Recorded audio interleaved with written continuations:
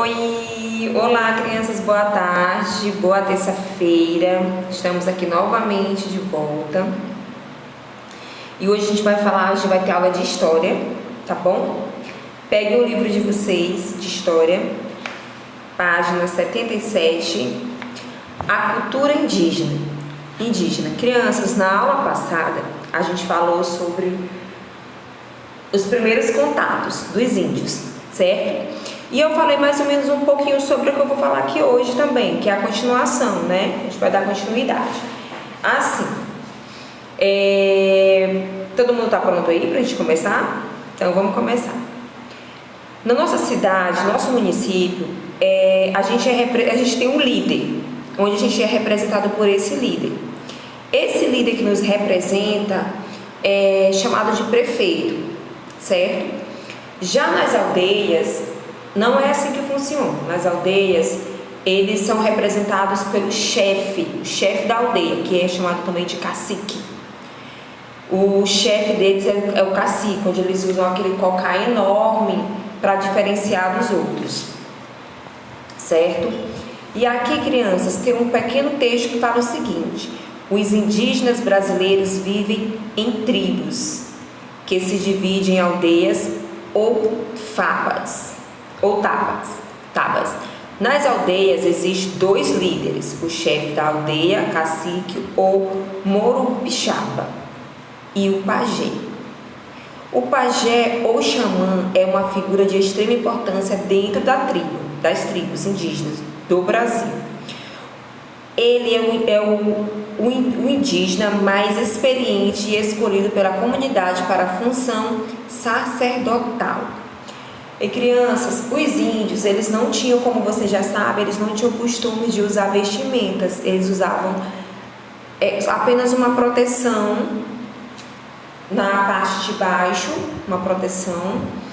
E antes desses índios, desses que usam proteção, os mais avançados, mais evoluídos, eles andavam nus, totalmente nu, sem roupa nenhuma. O que eles usavam eram as pinturas. Eles se pintavam total, era tipo um ritual que eles faziam. Eles usavam aquela pintura, eles pintavam o rosto, toda a pele, mas eles andavam nus, viu? Totalmente sem roupa.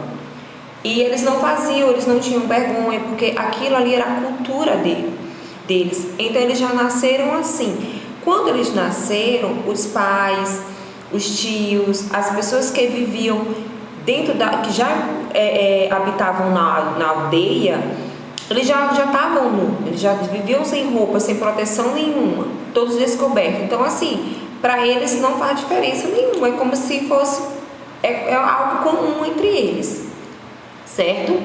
Algumas tribos, os indígenas acreditam que o pajé tem poderes capazes de fazer chover, melhorar a capacidade deles durante a caça e a pesca. Crianças, tudo faz parte de uma cultura, certo? A religião por isso existem diferentes religiões. Cada pessoa de cada religião, eles acreditam em algo diferenciado. Então é isso que acontece com os índios. Os índios, eles não acreditam, eles não têm Deus, eles têm os deuses, certo? Eles acreditam em deuses, eles acreditam muito no que vem da natureza. Para eles, a natureza é a fonte de maior poder que existe para os índios, certo? Cada sociedade indígena tem crenças e rituais religiosos bem diferentes.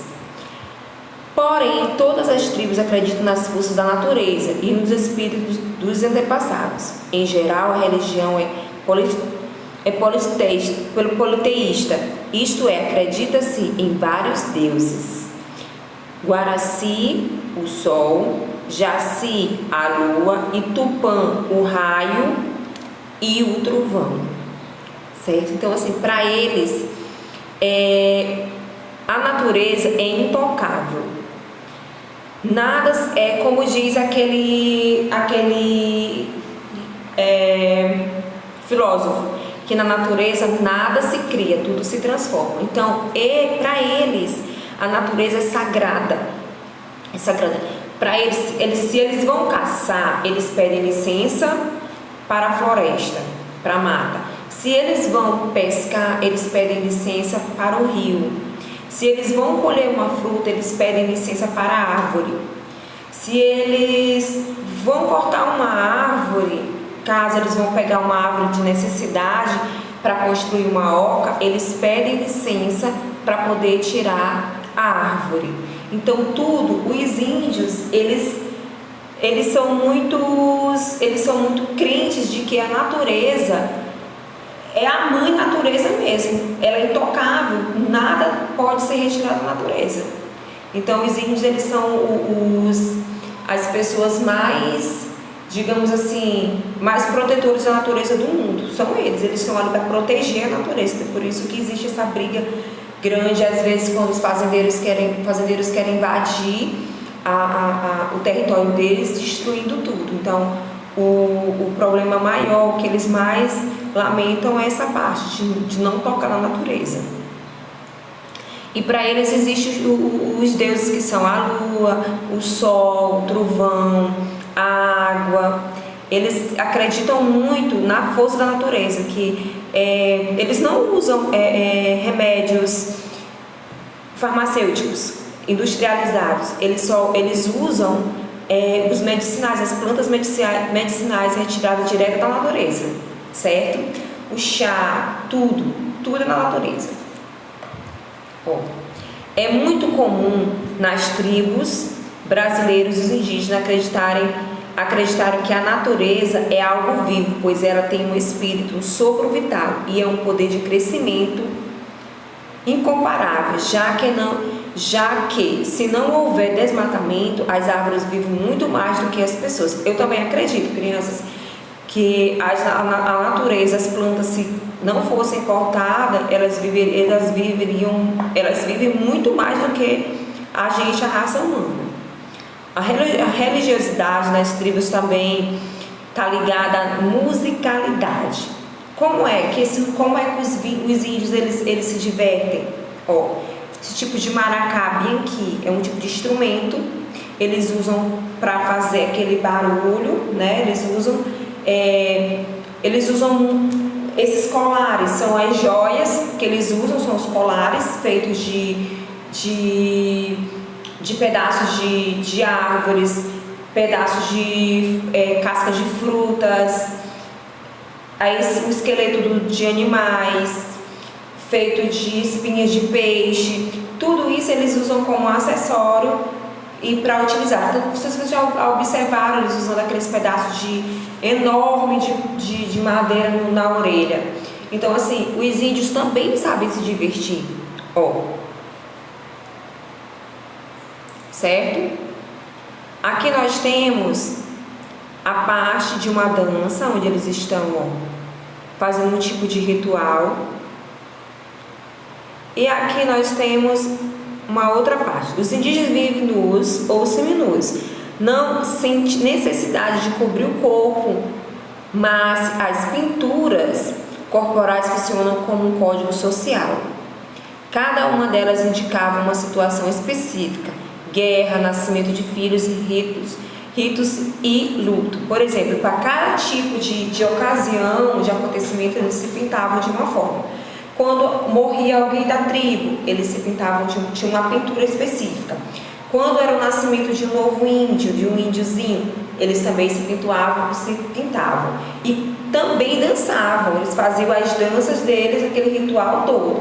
E quando havia guerra, que eles iam guerrear contra outras aldeias, ou com o homem branco que invadiu, que no caso de invadir as terras deles, também eles se pintavam de uma forma, certo? Além disso, também facilitava a comunicação entre tribos que não falavam a mesma língua. Era para identificar, certo? Quando eles se pintavam de uma forma e a outra aldeia se pintava de uma outra forma, então dava para entender, é como se fosse um tipo de farda, não é verdade? Para diferenciar uma tribo da outra. Crianças, e daí dos índios foi que vieram aquilo que eu já falei para vocês na aula passada, todo esse nosso linguajar que a gente usa hoje, tem muitas palavras que a gente usa que são dos índios. Nome de frutas como abacaxi, jatobá, mamão, são todos nomes indígenas. Palavras que a gente usa, o modo de a gente se vestir, o costume de dormir em redes, o artesanato, a culinária, tudo isso, tá bom? Crianças, nós temos aqui uma atividade para vocês fazerem na página 80, na página 81 e na página 88, tá bom? 82. Essa é a nossa aula de hoje de história. Façam a leitura, não esquecem, tá bom? Um beijo grande e até quinta-feira, porque amanhã é a aula do tio Neivanes, certo? De matemática. Beijo. Tchau.